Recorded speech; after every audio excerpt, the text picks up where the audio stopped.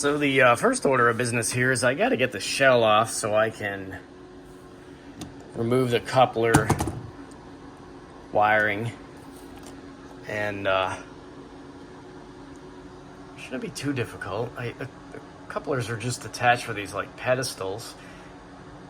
So this engine was made probably before Lionel really started putting Kadee mounts on all their stuff. So let's see what we got to do to get these couplers out of here. All right, so the shell is off and the cab too.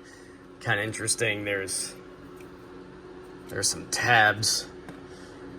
There's some handrails and stuff that need to come off. This overhead lighting assembly. I always like this when Lionel does this stuff with the magnets. And this sort of, I don't know if you'd call that a backhead. That's gonna come out. So here's where I'm at now. Got the front shell off, which again has some tabs here at the end and some slide tabs forward. Now I have to dig through here and find out where these coupler leads are going. This was a custom repaint for me, so I don't know if the actual Penzi one that Lionel did, what they used, what vintage of legacy boards. So this was the CNNW one. You can see the kind of the difference in green there. Anyway, let's chase out these leads. All right, I got the rear one out. Kind of came up through this little grommet here and went into this header. Didn't have its own header, so I just ended up cutting these guys off. Anyway, let's see if I can get the front. I'm suspecting it might be this guy here. I do not see any silk screening on this stuff. I'm assuming that's the one though. All right, so my suspicion was correct. This is the set of leads going to the front coupler. So I'm just gonna chase them out through this rat's nest here. Man, think about how much room we could save in this thing, even with this vintage early legacy electronics, if we didn't have a smoke unit, which I am not gonna run. All right, so I've extricated the coil couplers from this engine. Now I can proceed with figuring out how I want to fill in this pilot and provide me a coupler box for my Kadee. So I've looked at some photos and I've seen that there's actually quite a bit of air in these things below the draft gear. So I'm going to make some initial measurements just to get the Kadee height so I can get kind of the top of the draft gear figured out, I guess,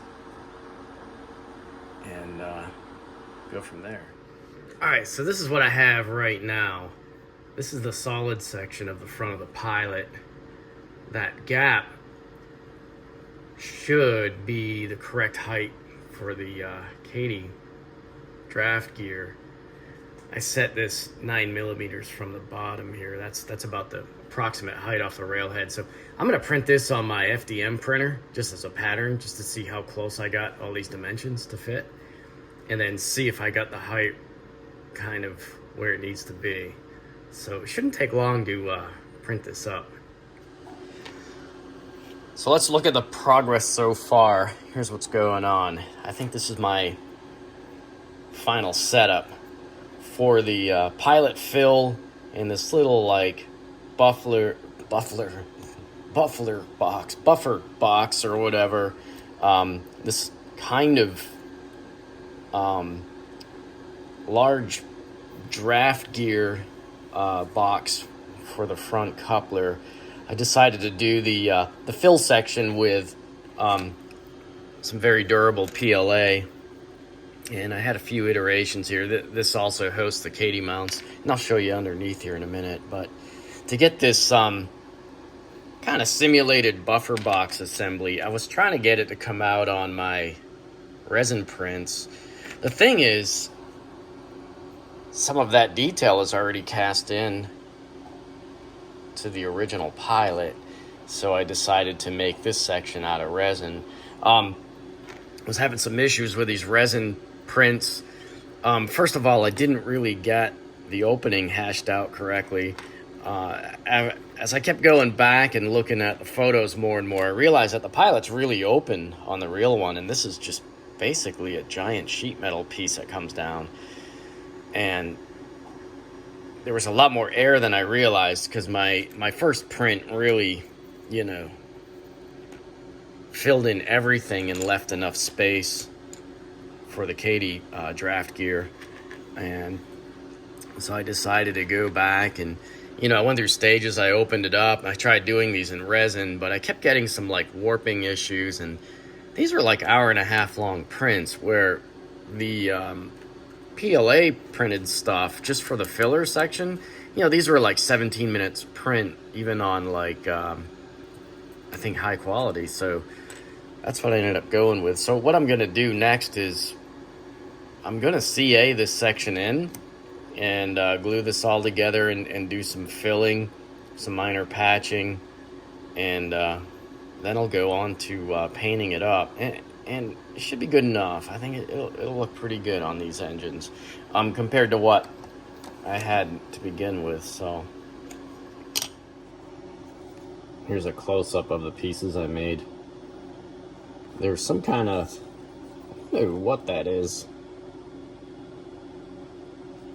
but I got it to come out in the resin print, so hope it looks cool. I also made this Kadee height gauge because I needed something to get past these pilot steps on a lot of these engines I work on. So it's basically the same as this guy, except it's just an extension. I didn't put a coupler adapter on here because I already had one. So here's what it looks like from underneath and from the back side of the pilot. And as you can see, this is a really nice die-cast frame Lionel did on these engines. They're pretty unique. So the fill and coupler mount is just kind of pressed in right now. I have a real nice fit on it. And I think what I'll do is just dope it up with some CA and some fill, and that should be good enough. I have not had any of these kind of arrangements fail yet. As you notice, I'm also using this short box Kadee. I forgot the number, but I'm gonna hunt some down and order some for the shop to have on hand in the future, because these are pretty handy for certain things. And the reason why I used it was I didn't want to grind that coupler mount and standoff boss on there. Just didn't feel like going through all that, and I had these on hand, and it just worked out real good. So what I also tried to do is, you know, I mounted the coupler forward, the whole box, so I could put that buffer assembly in there, or whatever they call that thing. So once I put this all together, I think it should look all right. All right, so the hood's on, the cab is on. Did some minor repair to some of the loose glass here. Gonna get ready to get the roof on here. I also decided to upgrade the cab figures to a couple of Artistas I had laying around. And I had to move the seats around in there, so I had to crack them off and then move them back a bit. I'm not quite sure if they're in the absolute correct position for this engine, but it looks better than what we had, that's for sure. So it's kind of an ordeal to put this back together. It's so stuffed full of vintage legacy electronics. You had to get all the wiring harnesses and stuff tucked out from underneath this edge here of these walkways, and it was pretty interesting. It's all like tab and slot assembly, so it's a bit tricky to get back together. So I'm going to reinstall the couplers here on our new pilot assemblies, and then maybe take it for a little ride around the layout. So I don't think they're too bad looking. I think I have the couplers set out to where they should be. I really should have done a brake hose. I kind of spaced that out. Maybe on the next one. But anyway, it did get brush painted over with some of my Model Masters Brunswick, which is still viable. Whatever's left in that bottle is still good. I did pick up some. I was on a trip somewhere in Chicago, and I got some Badger Brunswick green. But Only thing is, it was too green. It's promising though. I could probably tone it up, down, whatever, with some other stuff. But I don't know. Just got to deal with what's out there, I guess. Anyway, let's take this out to the layout. See what it does.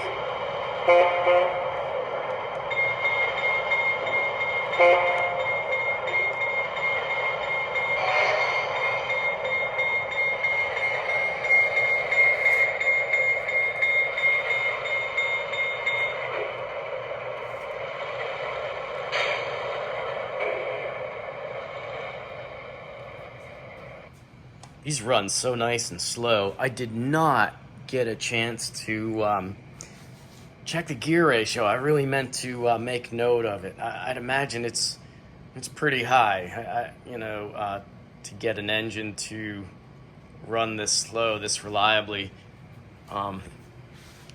with that kind of single motor setup, I do regret not just making note of that. Anyway, I'm going to go over here to the car shop and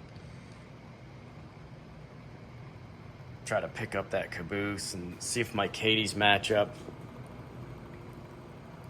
I think this should be pretty nice. This would be a nice engine to run in this layout. See how it mates up with this box car here. This is using, I think, Atlas couplers on this one.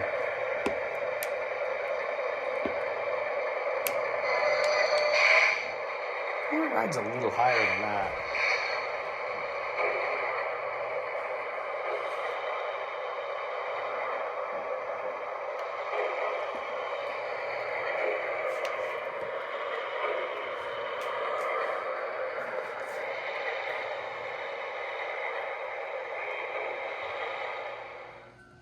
All right, so I use one of my 3D printed shims just to drop it a little bit, and it's pretty good. It's assuming all the other cars in this layout are set to the correct height, you know? Anyway, so I think now we'll move on to masking this up and getting it weathered up. And then it'll be ready for service.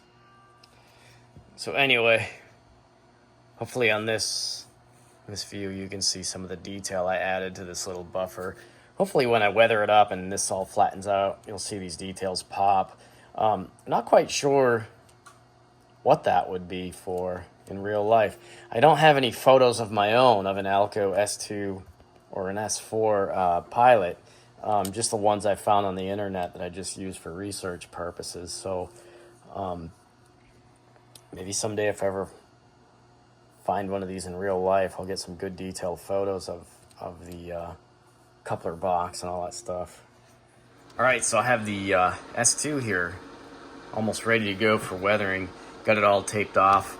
I'm gonna give it a cleaning, just some Windex, just to make sure I get all my fingerprints off. This engine wasn't, or the shell wasn't smoked. I didn't really look too close at the smoke unit, but it wasn't covered in smoke juice. So this thing shouldn't have too many problems with smoke fluid oozing out of the shell over time.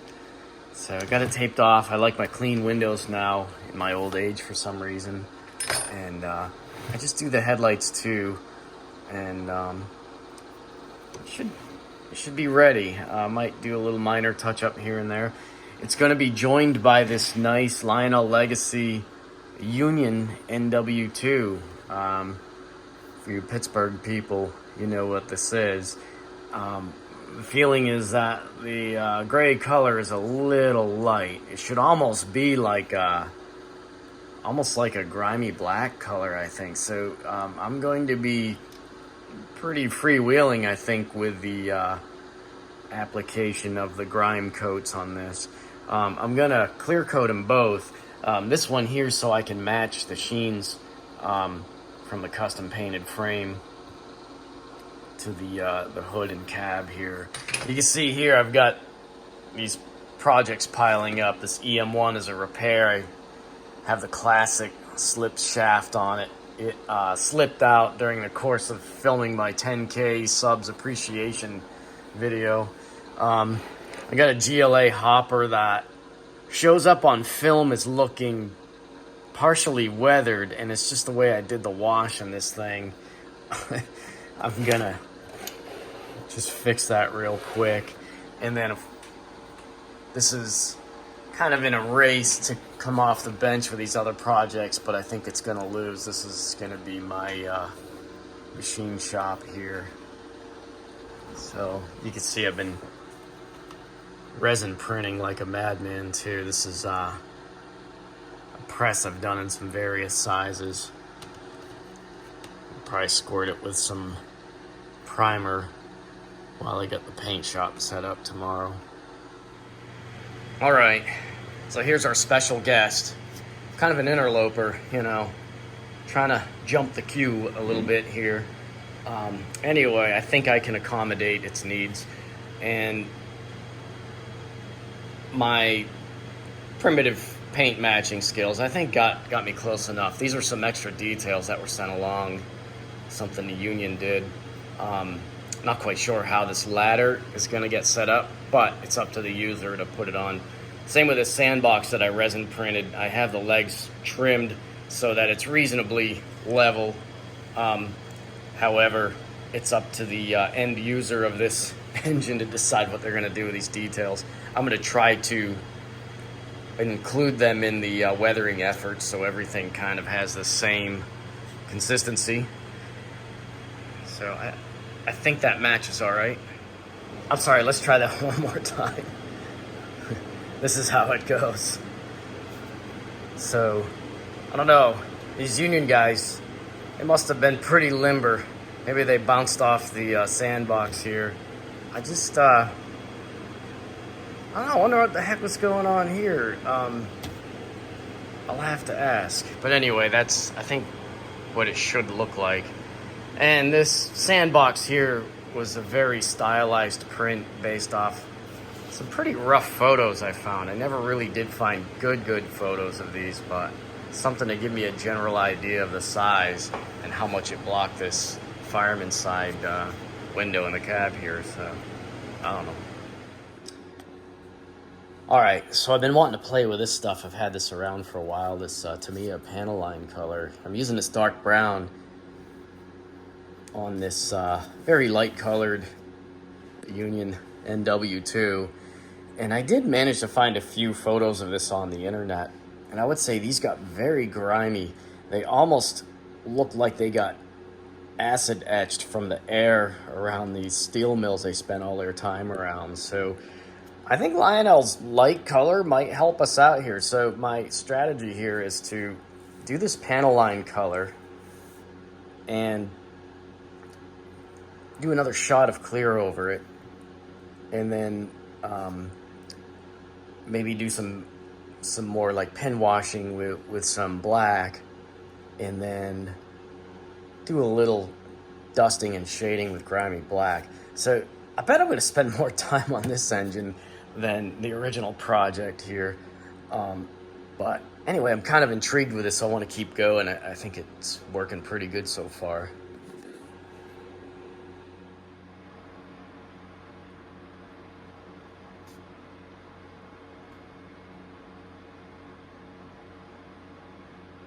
I wish I would have got this stuff in black,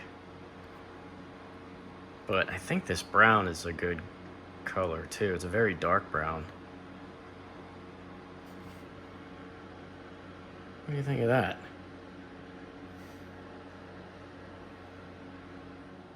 See if you can see this.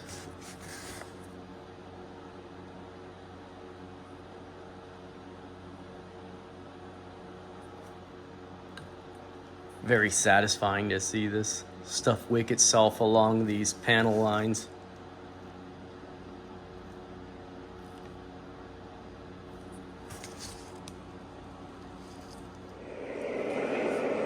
So I think I'm done with this guy. It's been an interesting project. I don't know if I'm that great at weathering diesels. This one was kind of a challenge. It was a very light color, and I tried to grime it up to look like it should have. So I don't know. I made a resin print of a cooler. I know it's more appropriate for some of the later years of the Union, when you saw them on their other switchers. I just thought I'd make some anyway and send them along. All right, so the S2 here is almost ready. Doing some final touches. This was a pretty basic weathering job. I mean, it was dull coat, you know, pretty consistent layer of dull coat, followed by some grimy black. I used some vintage grimy black, actual poly scale I got from Harry Henning, so I'm putting it to use. So I hope he's proud of me. And now I'm just doing some dry brushing. I'm trying some other effects here, like this Vallejo engine acrylic for like oil spills and stuff. See on the other side here, just playing around with it a little bit, see if I could do something. Well, what I'm also doing is I'm taking a little bit of rust colored pigment here with a stiff brush. This is my pigment bowl, and what I do is I get some in here. I make me a little pile, and I kind of use a stiff brush like this here, and I kind of crush it into the running boards and walkways a little bit, and gives a super flat effect, which I really like. And it's just a very targeted dry rust look from to represent like a well-used walkway. And again, trying not to overdo it. Don't want like really anything stark. So you can see it kind of come out there. And you just rub it in, and see if I get some more of my. I like this stuff. I got to use it very carefully though. I like to use it as dry as possible, because once you get it wet, it turns into like really intense paint. I have some black mixed in this too, from a little accident I had with my pigment pouches there. So try not to. That black is like super intense. Oh yeah, you see some on there. So I didn't really want to use any of that. Anyway, that's a general idea. All right, so I think that's about it. That's all I really want to do on this guy. Did some dry brushing on the trucks. On the trucks, I will typically hit like grimy black, and then do some kind of earth tone brown through the centers of the truck, and then come back with a little bit of a black wash in certain areas, the lower spots, and then a final dry brush with some light gray just to help pop the details. So I think this looks pretty good so far. I'm gonna start taking all the tape off and take it out to the layout and see what it looks like. Alright, so I've unmasked the windows, and the last thing I gotta do now is clean the wheels. So I'm gonna get this up on some blocks and get the overspray off the wheels. I think the rollers are okay. Oh, kind of dark in here. I don't know if you can see my rust and oil techniques. Nothing too overdone. I think I want to get this off the bench and onto the layout. So let me get the wheels clean, and we'll go take it to the layout, give it one last look, and then maybe go find some cars for it to switch around.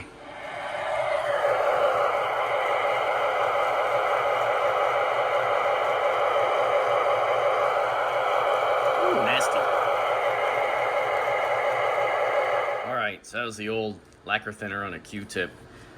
And as you can see, I was trying to find a way to get at the flanges. I'm just running this with a pretty classic transformer here, and just to spin the wheels so I could do this. Something to think about. You know, these manufacturers really go out of their way almost to make sure these engines are absolutely challenged to get electrical pickup. We've got half of the wheels are covered with some very aggressive traction tires, challenging its ground pickup, you know. It's nice that they put 4 rollers on these engines. And this was kind of before, I think Lionel was doing those IR sensors or whatever. So where they would take away one of these rollers to install that. So kind of nice. That's why this thing runs so well on the layout. But I do want to make sure that we get all the overspray off the wheels. And if you notice, I kind of hit the edge of the wheels too to get the overspray off there. I just kind of like the look of the centered metal wheels, just raw. All right, so here it is sitting on the layout. You can see in the light some of my effects a little better. The dry rust on the walkways and a little bit of spilled oil. I didn't go too overboard with this effect. As you can see, I like to experiment with something different every time I do a new project, so I haven't gotten to use that Vallejo stuff too much yet. I had some before, and the bottle kind of dried up on me, so I got some more, and I'm gonna try using it, especially on diesel projects. I think the Artista figures look so much better in the cab than the Lionel Bug Eyes. So let's fire it up. Let's get some track power going here. I think it's engine 48. Yeah, there it is.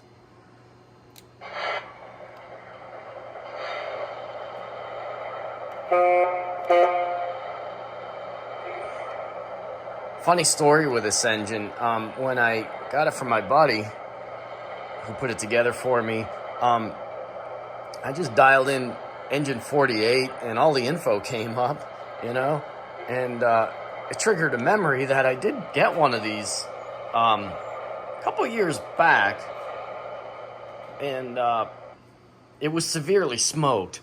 And on top of that, I went to place it on the layout and one of the trucks fell right off. So I looked up the parts on the Lionel support site and found the broken part. It was like a truck mount, kind of like this offset looking doohickey. And it obviously suffered from some zinc rot, and the thing cracked in half. Anyway, I just decided to return it, and the seller took it back, no questions asked. That was pretty nice. And the day it was going out for to ship back, the parts from Lionel showed up. So I do have them as spares just in case this happens again. But it was just kind of funny that I did have one of these. It was smoked so badly anyway. I don't think it would have taken to any of my weathering efforts without some extreme cleaning. And then, you know, after a while, that stuff just, smoke fluid just oozes out of every pore of a shell anyway, whether it's plastic or die cast. It just oozes out everywhere. And maybe if you're lucky, you can kind of burnish it into the weathering with a paper towel or something. But generally, I like my engines unsmoked. I think it's one of the worst features ever. But whatever. Let's move this around. I want to see if I did a good job cleaning the wheels. And we'll just crawl it over the switch here. Oh no, terrible. I gotta probably go back and clean my rollers. I'll be right back. All right. Let's see how it does. I clean things up a little better. Yeah, a little flicker there.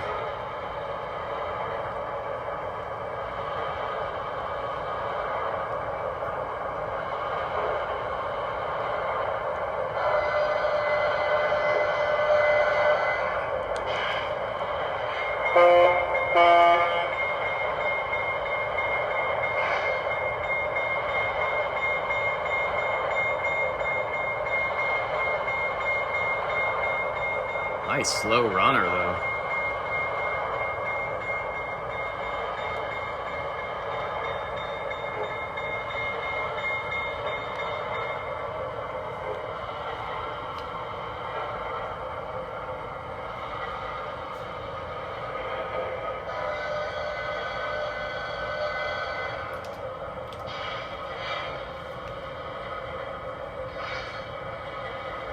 Oh, that's too fast.